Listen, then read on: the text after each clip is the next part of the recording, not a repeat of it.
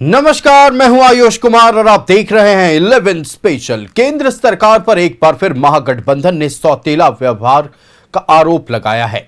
पूर्व सांसद फुरकान अंसारी ने आरोप लगाया है कि केंद्र सरकार आर्थिक रूप से झारखंड को कमजोर कर गठबंधन की गांठ को कमजोर करने की कोशिश कर रहा है, लेकिन झारखंड में बीजेपी का दाल गलने वाला नहीं है। देखिए रिपोर्ट।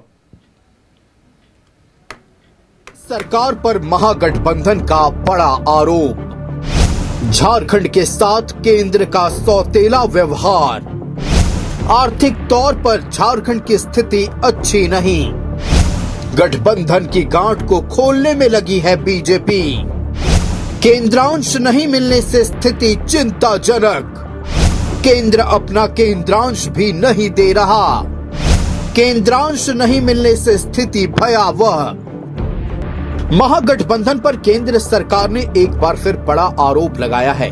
महागठबंधन का आरोप है कि केंद्र सरकार झारखंड के साथ सौतेला व्यवहार कर रही है।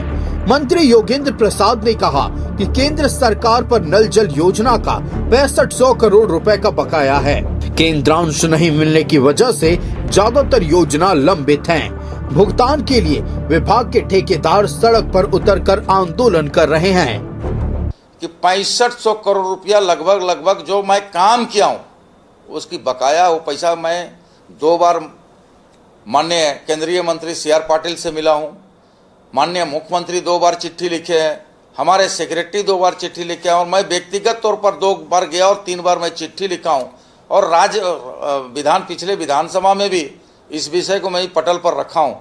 दूसरा जो बड़ी बात आपने देखा होगा कि भाई संवेदकों को पैसा नहीं मिल रहा है, जिसके चलते संवेदक राजभवन में धरना प्रदर्शन कर रहे थे। तो निश्चित तौर पर चिंता है हमको भी कि अगर जिस घर में जिस विभाग में जिस सरकार के पास अगर वित्तीय व्यवस्था बेहतर न हो तो निश्चित तौर पर राज्य का विकास की गति को आगे नहीं बढ़ाया जा सकता है। तो कहीं न कहीं हम इस विषय से इनकार नहीं कर सकते हैं कि भाई केंद्र सरकार हमारे साथ दोहरा नीति दोहरा व्यवहार कर रही है। मंत्री योगेंद्र प्रसाद ही नहीं, जेएमएम के केंद्रीय प्रवक्ता मनोज पांडे ने भी कहा कि आर्थिक तौर पर झारखंड की स्थिति अच्छी नहीं है। केंद्र सरकार सौतेला व्यवहार कर रही है। केंद्रीय योजनाएं रुकी पड़ी हैं। यहाँ तक कि हम अपनी योजनाओं को भी बखूबी क्रियान्वयन नहीं कर पा रहे हैं। कारण निधि का अभाव। संघीय ढांचे में ऐसा अमूमन नहीं होता था, हम लोगों ने पहले भी देखा है। तो इस बार जो सौतेला व्यवहार झारखंड के साथ ही आप केंद्र की योजनाएं केंद्रांश को छोड़ दीजिए, जो हमारे पैसे हैं, रॉयल्टी के पैसे हैं, एडमिटेड ड्यूज हैं, उन्हें भी नहीं देती है ये सरकार। तो संकट तो है, परेशानी है राज्य सरकार को। कांग्रेस के वरिष्ठ नेता और पूर्व सांसद फुरकान अंसारी ने कहा कि केंद्र सरकार हमें आर्थिक रूप से कमजोर कर गठबंधन की गांठ को खोलने में लगी है, लेकिन हेमंत सोरेन एक मजबूत मुख्यमंत्री हैं। बीजेपी की दाल यहाँ नहीं गलने वाली है। झारखंड की रॉयल्टी के जो पैसे है उसको रोक के रखा है, मनरेगा के पैसे रोक के रखा है। बस शेष राशि जो हमारा सड़क का है, बिजली का है, पानी का है, वो रोक के रखा। क्यों रखे भाई? यहाँ की जनता क्या इस देश के निवासी नहीं है? झारखंड के जनता जो है वो देश के निवासी नहीं है? ये क्या भारतवर्ष से अलग है ये लोग? तो ये इसकी जो नीति है वो ठीक नहीं है, और ये समझ में लोगों को आ रहा है कि ये क्या करना चाहते हैं मोदी जी और अमित शाह, ये दोनों मिल करके। ये लोगों को समझ में धीरे धीरे आ रहा है। और नहीं, ये तो कोशिश करेगा ही कि गठबंधन को हम इतना कमजोर कर दें, टूट जाए, अपने गठबंधन टूट जाए, है ना। लेकिन झारखंड ही रहेगा, वनांचल नहीं हो सकता है ये। ऐसा पहली बार नहीं है कि जब केंद्र सरकार पर विपक्षी सरकारों द्वारा सौतेला व्यवहार का आरोप लगाया गया है, लेकिन ये भी सच है कि फंड नहीं होने की वजह से राज्य की विकास योजनाएं बाधित हैं, और ऐसे में जनता का आक्रोश बढ़ता जा रहा है। रांची से न्यूज़ 11 भारत के लिए राकेश की रिपोर्ट।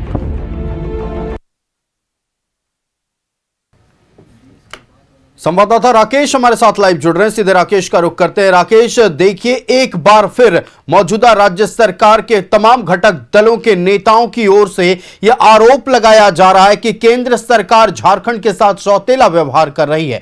चाहे वो पेयजल स्वच्छता विभाग की बात कर ले या फिर आवास की बात कर ले, ग्रामीण विकास विभाग की बात कर ले, तमाम विभागों की ओर से यह आरोप लगाया जाता है कि केंद्रांश की राशि झारखंड को नहीं मिल रही है, इसलिए विकास की रफ्तार रुकी हुई है। ठेकेदार धरना प्रदर्शन कर रहे हैं, लाभुकों का प्रदर्शन हमने देखा है। क्या कुछ चल रहा है सूबे की राजनीति में, खासतौर पर केंद्रांश की राशि को लेकर, ये तमाम जानकारियां साझा करें। बिल्कुल आपने ठीक कहा आयुष। देखिए, अभी हेमंत सरकार जो कि हेमंत पार्ट 2 की जो सरकार है, उन्होंने अपना 1 साल का जश्न मनाया, लेकिन इसी बीच जो चीज़ें निकल कर आ रही है, इसी 1 साल के दरमियान में जिस आर्थिक संकट की बात चाहे जेएमएम कह रहा हो, चाहे कांग्रेस कह रहा हो, आरजेडी कह रहा हो, तो उनके तरफ से अब ये बातें निकल कर आ रही है कि प्रदेश जो है वो लगातार आर्थिक संकट से जूझ रहा है और इसके पीछे की जो बड़ी वजह है वो केंद्र का राज्य को सपोर्ट ना मिलना बताया जा रहा है। ये आरोप लग रहे हैं बार बार यहाँ के जो मंत्री हैं उनके तरफ से कि जो केंद्र से जो राशि मिलती है योजनाओं मद में, वो राशि रोक दी जा रही है और जिस कारण जो है जो विकास की रफ्तार होनी चाहिए, जो योजनाएं जो अब तक पूरी नहीं हो पा रही है इन्हीं पैसों की वजह से, तो एक बड़ा ब्रेक जो है वो लग रहा है। और जब तक केंद्र का सपोर्ट नहीं मिलेगा, कोई भी राज्य जो है वो विकास की गति को आप कह सकते हैं कि बहुत तेज़ी से पा नहीं सकता है, तो केंद्र का सपोर्ट चाहिए।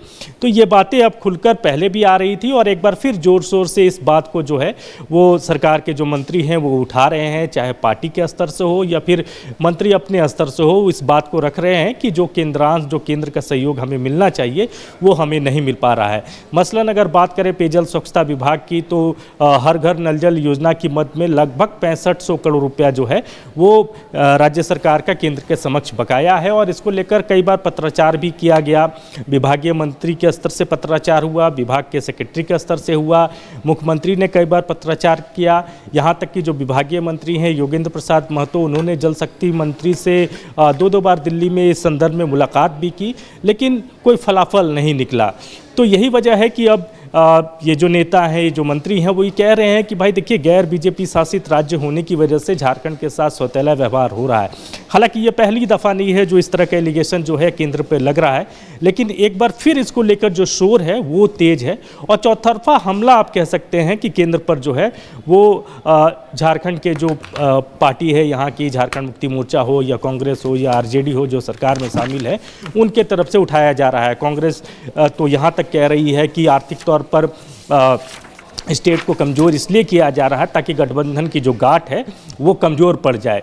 तो अलग अलग तरीके से, अलग अलग नज़रिए से इन चीज़ों को उठाने की कोशिश जो है वो सत्ताधारी दल कर रहे हैं, लेकिन ये ज़रूर है कि केंद्रांश नहीं मिलने की वजह से केंद्र का जो सपोर्ट मिलना चाहिए था जिस अनुपात में, उस अनुपात में नहीं मिल पा रहा है और उसका असर कहीं ना कहीं जो योजनाएं जो धरातल पर चल रही है उस पर साफ तौर पर देखने को मिल रहा है। यूस निश्चित तौर पर देखिए, जो योजनाएं धरातल पर चल रही है, खासतौर पर अगर हम पेयजल स्वच्छता विभाग की बात करें, हमने कई बार ये देखा है और राष्ट्रीय स्तर पर भी झारखंड की चर्चा हुई है कि कैसे नल जल योजना में, जल जीवन मिशन में झारखंड आखिरी पायदान पर है, जहां एक तरफ केंद्र की ओर से तमाम आरोप ये लगाए जाते हैं कि क्या कुछ काम अब तक हुआ है, उसका जो आय व्यय का खर्च का रिपोर्ट है वो दिया नहीं गया है केंद्र सरकार को। इसकी वजह से आने वाले समय में या फिर बीते कुछ वर्षों में जो राशि है, जो 6500 करोड़ रुपए की बात पेयजल स्वच्छता मंत्री ने की है, उसको नहीं दिया गया, उसका भुगतान नहीं किया गया है।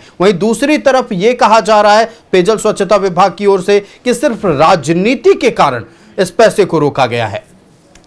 नहीं, देखिए, दोनों के अपने अपने तर्क हैं, राज्य के अपने तर्क हैं तो केंद्र के अपने तर्क हैं। केंद्र का जो तर्क है वो ये कहा जा रहा है कि राज्य अपने स्तर से यूटिलाइजेशन सर्टिफिकेट नहीं दे रहा है, तो ऐसे में हम फर्दर राशि कैसे जो है वो राज्य को दे। तो जब तक यूटिलाइजेशन सर्टिफिकेट नहीं जमा होगा तब तक हम राशि जो है निर्गत नहीं कर सकते हैं। जबकि राज्य का ये कहना है, स्टेट का ये कहना है कि हमने यूटिलाइजेशन सर्टिफिकेट दे रखा है।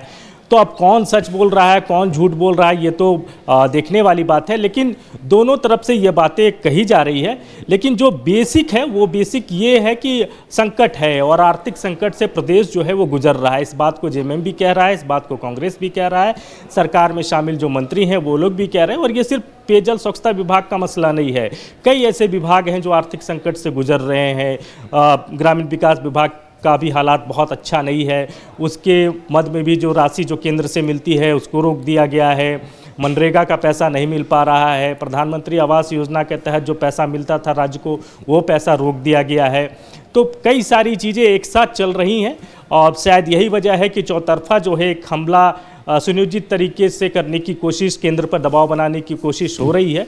अब केंद्र पर इस दबाव का कितना असर पड़ता है ये देखना होगा, लेकिन इन वजहों से राज्य का जो विकास होना चाहिए था, जो रफ्तार पकड़नी चाहिए थी, उस रफ्तार पर कहीं ना कहीं ब्रेक जरूर लग रहा है। निश्चित तौर पर देखिए रफ्तार पर ब्रेक जरूर लगा हुआ और शहरी विकास की बात हम लगातार करते रहते हैं। शहरी विकास को लेकर राज्य सरकार की ओर से भी कई तरह के प्रश्न पूछे गए केंद्र सरकार से कि हमारा शहर कैसे विकास करेगा जब तक आप फंड रिलीज नहीं कीजिएगा। उस पर केंद्र की ओर से तर्क आता है कि नगर निकाय चुनाव नहीं होने की वजह से कुछ एक राशि है जो फंसी हुई है, जिसके कारण राज्य के शहरों का विकास नहीं हो पा रहा है। नहीं, मैंने वही कहा कि देखिए ये सिर्फ एक विभाग का मसला नहीं है। नगर विकास विभाग है, ग्रामीण विकास विभाग है, स्वास्थ्य विभाग है, पेयजल स्वच्छता विभाग है। तो ऐसे तमाम विभाग हैं जो जहां केंद्र का राशि मिलता है, केंद्रांश मिलता है और उसी से योजनाएं जो हैं वो धरातल पर उतरती हैं।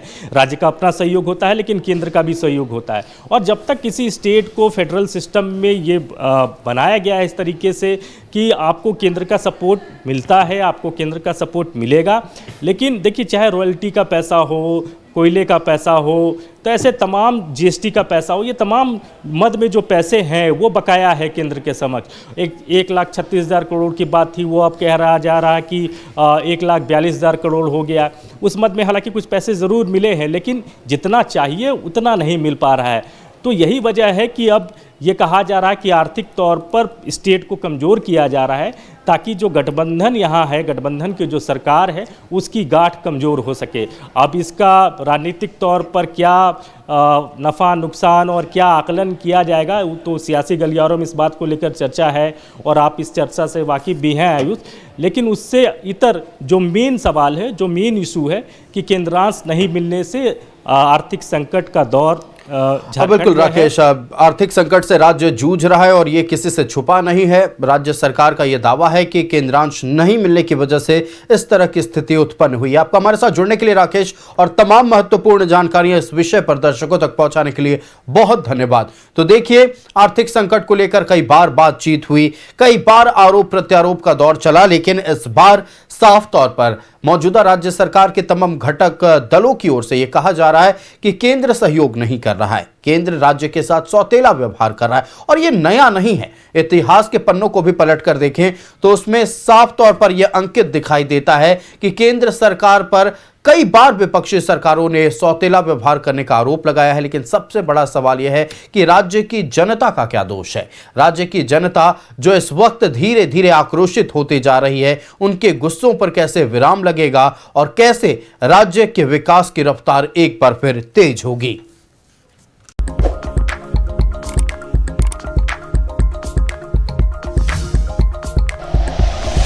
Like and share videos, subscribe करें हमारा चैनल और प्रेस करें बेल आइकॉन। न्यूज़ 11 भारत, सच है तो दिखेगा।